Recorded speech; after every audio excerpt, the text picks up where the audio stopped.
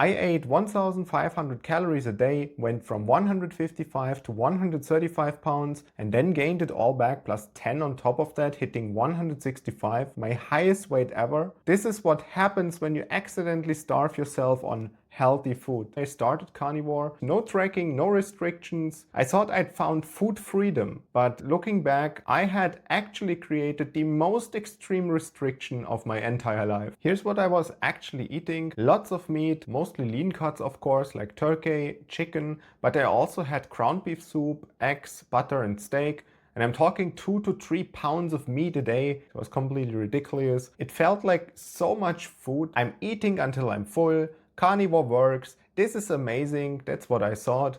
And the weight kept dropping, 155 pounds became 145, then 135 over 6 months.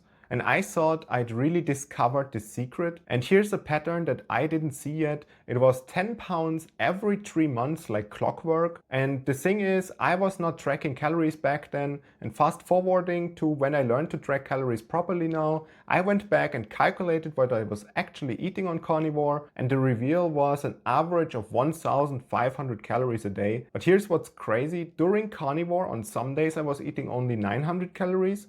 And then the next day I would eat 2,100 calories. Wild swings because I had no idea what I was actually consuming, and I was losing weight because of the deficit and the chaos, and not necessarily because carnivore is magic. I thought I was being flexible. Family birthdays, Christmas, I would have some rice for a week after, but I never touched sweet processed stuff for 12 years. And looking back, that's not flexibility, that's still extreme restriction with tiny pressure release valves, and that 10 pounds per 3 months pattern, it continued regardless. This wasn't just carnivore restriction, this actually went back 12 years. 12 years of only eating self-made fruit ice cream with water instead of milk, without any added sugars. 12 years without pancakes, coming from plant-based, then carnivore. I always was eliminating something, and I'd convinced myself I didn't need these foods. But restriction doesn't care what you tell yourself. Then came the thought that triggered everything. One day eating ice cream from the supermarket I hadn't had in 12 years wouldn't be so bad, right? Same for pancakes I haven't had in 12 years. It wasn't a bad day, it wasn't like a celebration or anything. It was pure restriction reaching its breaking point. Ice cream, pancakes, all the forbidden foods from over a decade. The immediate feeling was, this is amazing. Mixed with, I've broken my streak. I thought I'd just go back to carnivore tomorrow. Tomorrow never came. Every restart attempt, strict for 2 to 3 days, then total collapse. The shame cycle kicked in. I went 6 months on carnivore. What is wrong with me now? And that pattern, the same 10 pounds per 3 months, now it was going the other direction. March to June, plus 10 pounds, I'm at 145. June to September, plus 10 pounds, I'm at 155, back to my starting weight. September to December, plus 10 pounds, I'm at 165 pounds, my highest weight ever. The same clockwork pattern that took me down was now taking me up. Every Monday, this week I'm restarting carnivore. By Wednesday, back in the chaos. I hit 165 pounds, 10 pounds heavier than when I started carnivore, and the math, 6 months to lose 20 pounds, 9 months to gain 30 pounds, and the symmetry here, 10 pounds every 3 months, whether I was restricting or rebounding, it didn't matter. I'd successfully lost weight and ended up worse off than when I started. Your body doesn't care if it's steak or salad. 1,500 calories for months means your metabolism will adapt no matter what you eat. It's not permanent damage or anything, but it's real adaptation. A 10 to 20% slowdown beyond weight loss alone, and your body fights back. It increases hunger signals, it reduces unconscious movements, and this is why the rebound was so aggressive in my case. Eliminating entire food groups creates cognitive restraint, and especially after years of eating the opposite way, plant-based to carnivore now, the cravings aren't a weakness, guys. They are just your brain demanding balance. All or nothing thinking. 1 carb equals total failure. And this is why one ice cream day triggered 9 months of chaos. And you may have been in that situation already too, where you are not able to stop yourself anymore, and this is exactly why it happens. And it is not your fault. Rigid rules create binge eating when broken. It's not about your willpower, it's about the psychological setup. The stricter the rules, the harder the eventual break. And the reason why just eat less and stick to it advice is so dangerous. The cycle is predictable and well researched. It's not personal failing. January 2025, at high weight, frustrated and hating what I saw in the mirror, physical problems beyond just looks and feeling super unhappy, my first instinct was cut calories hard, go extreme again. About to make the exact same mistake, I then stopped myself. Wait, not again. That's what got you here in the first place.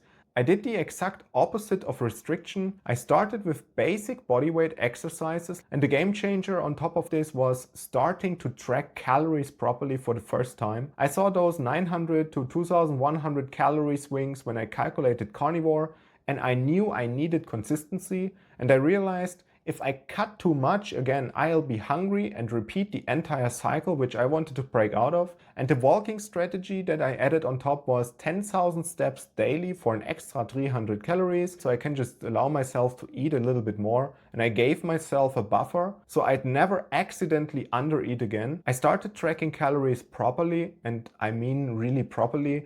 I bought myself a kitchen scale, I hit my targets consistently, no more wild swings between restriction and overeating, and this foundation made everything else possible. Sustainable deficit with consistency, no more chaos, I really don't like chaos, no more guessing, that's the next worst thing that you can do on your diet. No food elimination, another thing that I will not do ever again. As long as protein target is hit, every carb is on the menu. Ice cream, pancakes, they are back, and no guilt, you know. Planned cheat days like birthdays or Christmas, where I do whatever I want. Special occasions, that's not a problem. No spirals, no I've ruined everything thoughts anymore. And the results? I lost 30 pounds with body recomp from calisthenics. I look better than I ever had in my entire life. I'm way less stressed now, and I generally feel a lot better in a lot more aspects of my life. The pattern held the same though. 10 pounds per 3 months, no matter in what direction, it still keeps going like this, but this time I'm building muscle and keeping my sanity at the same time.